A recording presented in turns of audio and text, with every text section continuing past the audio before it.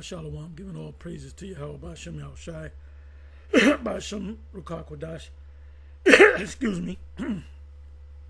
Shalom to the 144,000 and the rest of the elect out there. Shalom to you all. Excuse my voice. Anyway, I'm going to make this relatively quick. And I'm going to entitle this video, The Cambridge Commentary Identifies Edom with Revelation 18 and 2. So what I did was, what did I do? I first went to Revelation 16 and 16, Armageddon, obviously, and it didn't kind of, they didn't go nowhere with it. A whole lot of verbal diarrhea. So I went to Revelation 18 and 1. Revelation 18 and 1 really doesn't say anything. Matter of fact, let me go to that. Let me bring it back. Revelation 18 things. I saw another angel come down from heaven, having great power, and the earth was lightened with his glory. So coming down. But the meat of that is in the second verse. Why did the angel come down? Revelation 18 and 2. And he cried mightily with a strong voice, saying, Babylon the great is fallen, and has become the habitation of devils, and the hole of every foul spirit, and a cage of every unclean and hateful bird.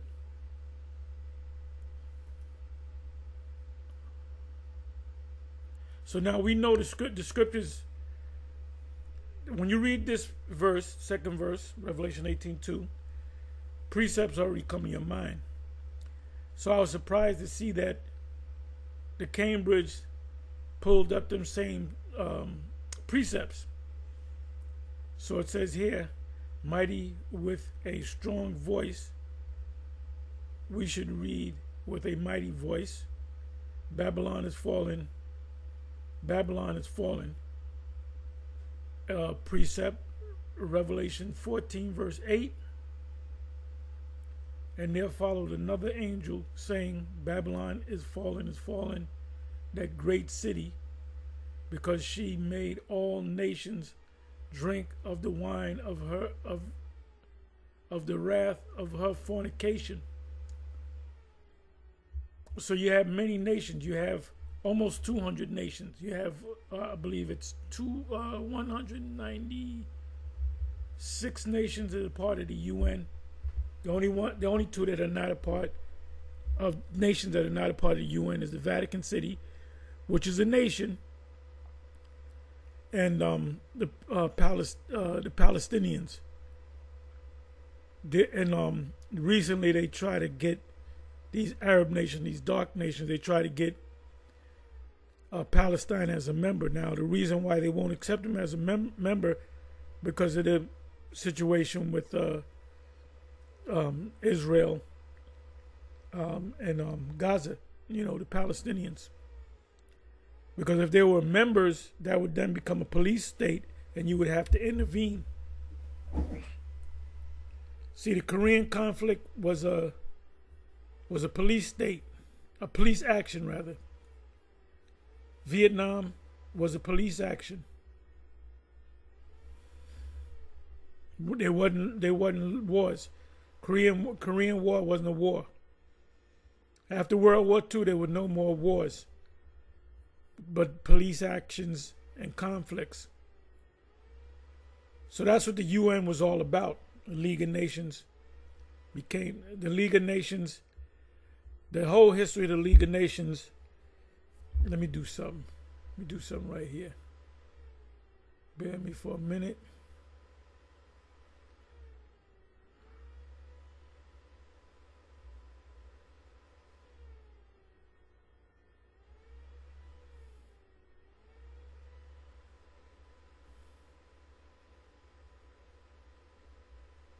Okay, I don't need this. I can come back to this. I did a video on this.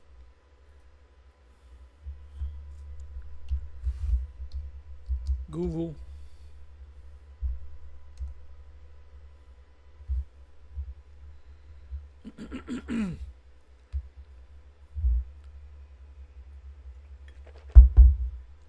See, this is the one thing that Christians don't understand is these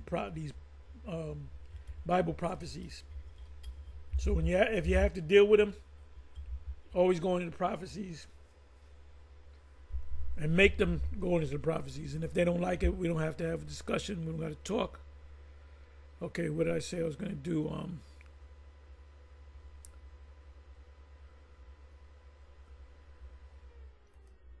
What year was the League of Nations formed?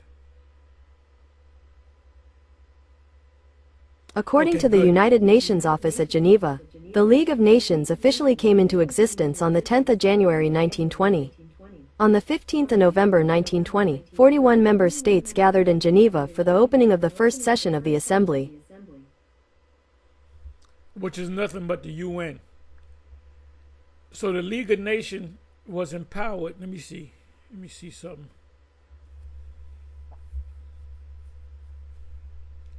Give me a second here.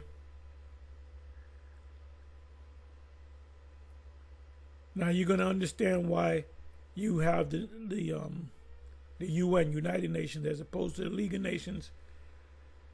Because the League of Nations was, matter of fact, I should tell you. Okay, when and why was League of Nations formed? After the First World War, to provide a forum for resolving international disputes. So therefore there will be no wars. So you know what disbanded the League of Nations? World War II. So after World War II, they said we're going to set up a community of nations called the United Nations, which is the same people that the Edomites, this is set up by Edomites, it's not an idea of different nations of the earth, of the world. So the United Nations is nothing but the League of Nations with a different name stamped on it. When did the United Nations replace the League of Nations? Okay, let me see that. 1946. And this was at the end of World War II. So they said now the League of Nations is nonsense. We're gonna this thing is gonna be disbanded, come to an end, because this League of Nations didn't work. Here we are in the middle of World War II. Okay, Geneva headquarters, Geneva, Switzerland. Excuse me. Let me do this.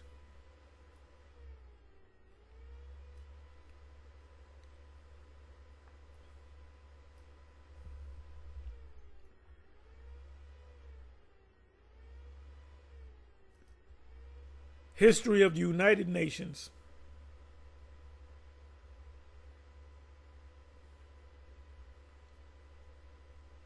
United Nations officially began in 24 October 1945. This was the ending of the war when it came into existence after its charter had been ratified by China, France, and Soviet Union.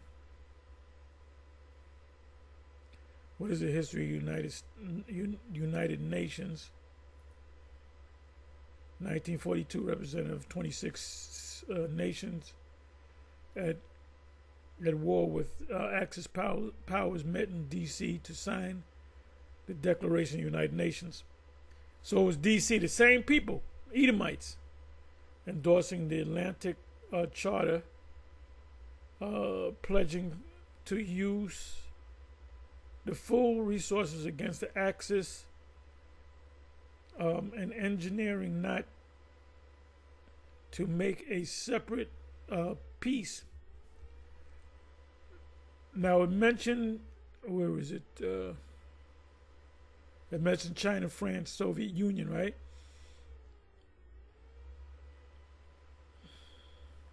When was United Nations formed and why? The World War II was about to end, right? 1945. Nations were in ruins and the world wanted peace. Representatives of 50 countries gathered at the United Nations Conference on International Organization in San Francisco, California.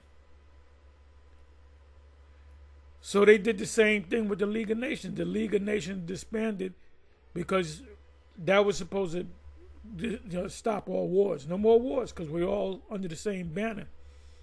So when World War II came along, they said, no, we ain't dealing with it, you know? And then they said, okay, we're going to come up with a new thing, United, which is the same goddamn thing. Anyway, I just wanted to get some history on that. Let me bring this back.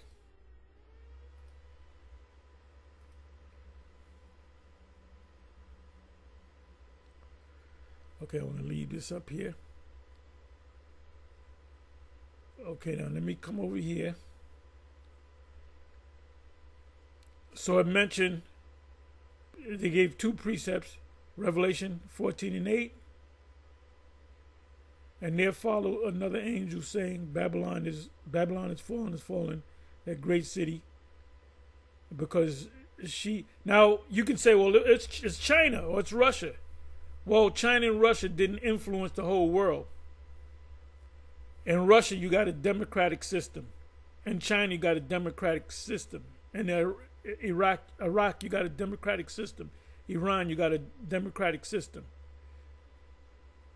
In England, you got a democratic system, but you do have a so-called royalty, but you do have a democratic system.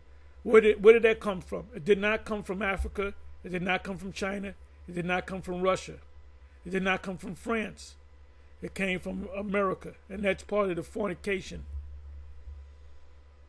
It says, Revelation 14 and 8, and there followed another angel saying, Babylon is fallen, that great city, because she made all nations drink of the wine of the wrath of her fornication.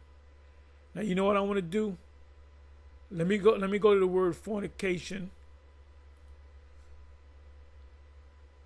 in Revelation 18 and 2. I'm sorry, Revelation 14 and 8.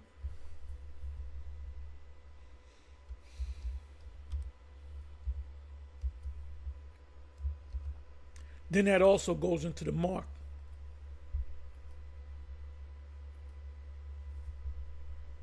So we know that that's not talking about Nero Caesar. It's not talking about the Roman Empire, the pagan Roman Empire. Okay, I wanted to look up the word fornication. So if you take that chip, the MOTB, pursuant to the 9th verse of the same chapter, you're done. I want to see the word fornication.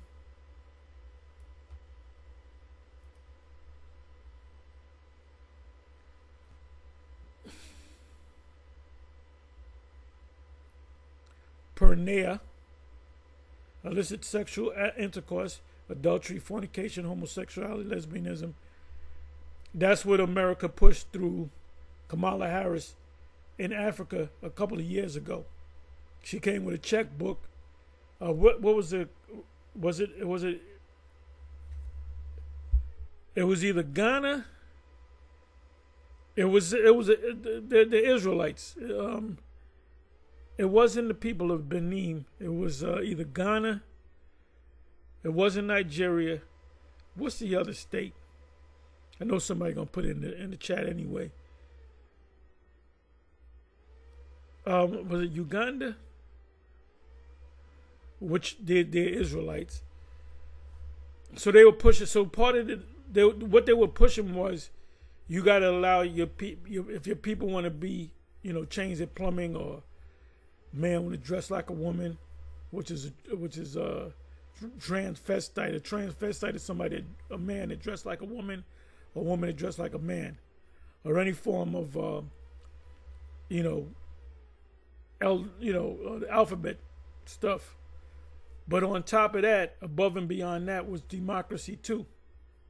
So if you accept democracy, you got to protect these people, alternate lifestyles. So the illicit act is the nations have gone to bed with Babylon. I mean, we know this. We all know this. But like I said, I'm just looking at it look at what they're saying, because I don't think I ever went through this. Also says Isaiah 21 and 9, and behold, here comes a chariot of men with a couple of horsemen, and he answered and said, Babylon is fallen, and all the graven images of her gods he has broken to the ground. Now, precept that comes in my mind is Jeremiah. Let me go to Jeremiah 50 first. Jeremiah 50.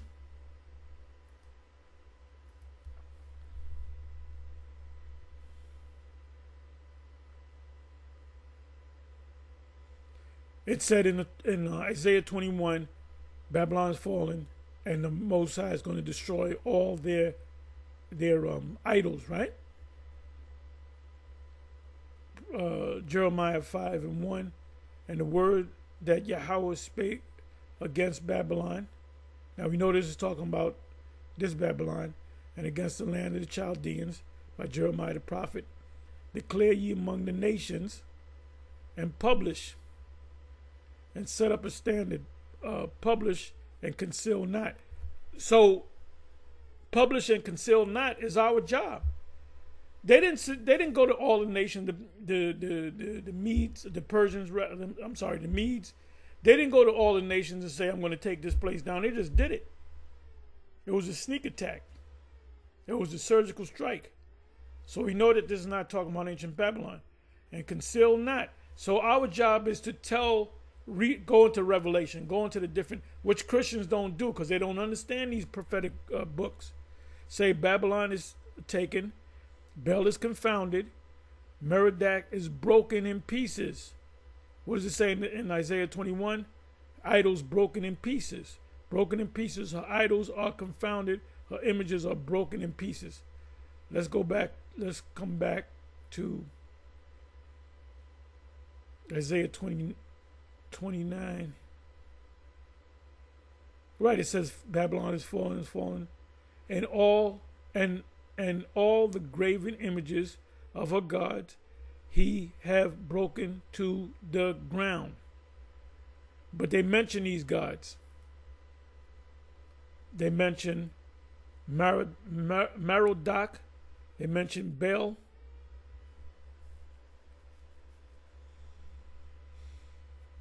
Let's come on back. The inhabitants of devils. Right, when it says to be inhabited of unclean, hateful birds and foul spirits, it's talking about desert-like creatures. And they're going to give you the precepts. Better, and habitation, similar vengeance is denounced on the literal Babylon. So they say Isaiah 13, 21 and 22. That's talking about this Babylon. And on Edom. I was surprised that they said this. And on Edom. They should have kept this out. When you go to Psalms, 137 verse 8, it speaks about the daughter of Babylon being Edom. So the Edomites wasn't taken down by the Medes. It says, so that's Isaiah 13, 21 and 22. But wild beasts of the desert, this goes hand in hand with Revelation 18, shall lie there, and their houses shall be full of doleful creatures, and owls shall dwell there, and satyrs shall dance there. And Edom.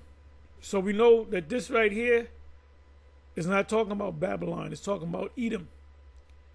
Isaiah 34, 13 to 15. The same things, inhabited by these desert creatures. It is not quite certain which of the words used in those passages are names of demons or goblins. Well, they're desert creatures. That's why I mentioned birds and so forth. And it said unclean and hateful birds. And which of terrestrial birds, right? Because there's going to be scavenger birds in Babylon after it's destroyed, and beasts, desert type beasts, Komodo dragons, whatever type of beasts that thrive in the desert. But there is little doubt that Isaiah, like St. John, means to describe both as occupying the desolate city. Well, these Christian scholars don't know what the desolate city is. I mean, they pulled the precepts together. Like I said, we know this, but this is for you new brothers too, and some of you sisters. And I don't think I ever went to the Bible Hub to see what the what it was going to say about Revelation 18:2. And Revelation, it speaks about a city. And I'm going to go to that. Probably a prison, not a fortress. It is the same word that is translated cage in the next clause, and prison. And one St. Peter, Ephesians 3:19. And to know the love of the Messiah, knowledge. Okay. Now, what did I say I was going to do? Oh, let me go to the word city.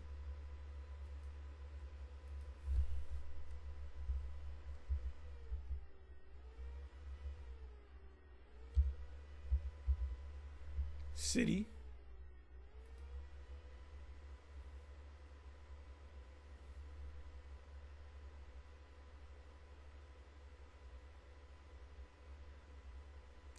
Okay, now that's a lot of times. Over 800 times. I want to see how many times is it written in Revelation.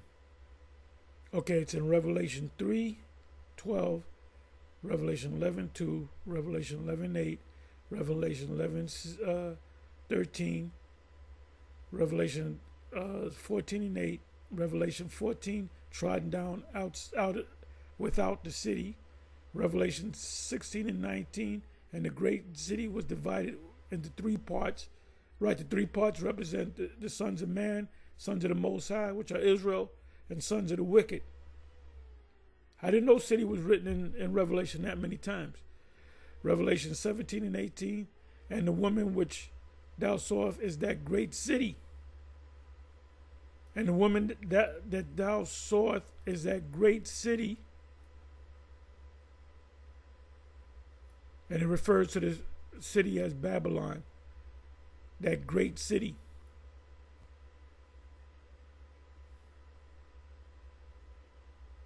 Alas, alas for that great city. And these scholars do know that it's talking about the U.S., but they're afraid to say it.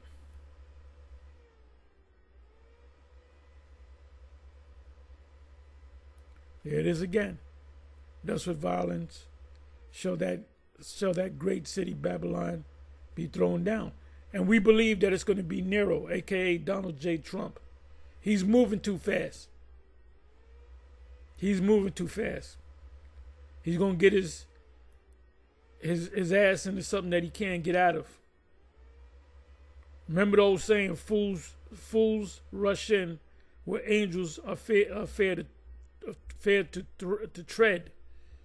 Angels are fair to tread. A fool will just run in and get destroyed. And you got the perfect guy to usher in the MOTB first and foremost, and then the destruction. All you other camps out there that's teaching contrary to the way we're teaching the MOTB, you better repent and get yourself together, because you may not make it. You may not make it. Anyway, with that, I'm going to say shalom.